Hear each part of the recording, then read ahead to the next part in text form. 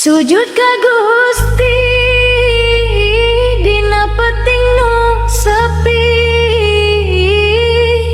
na doa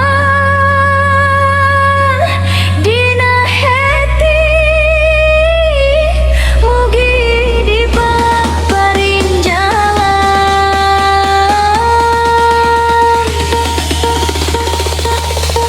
Sujud ka Gusti ngahaturkeun rasa nu suci, sanajan hirup loba cobaan, tetep yakin aya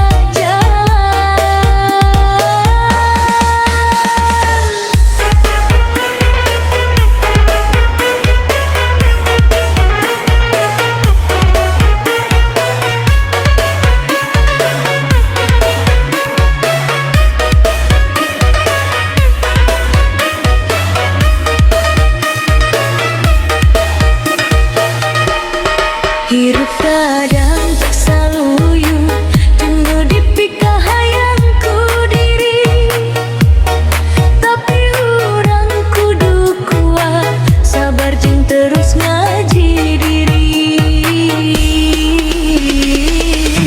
Sujud ka Gusti, mangka dihapura sagala dosa, mugia hirup jadi berkah dina jalan nu diriduannya. Sujud dina sepi, ngadoutang diri ka Gusti nu Maha Suci.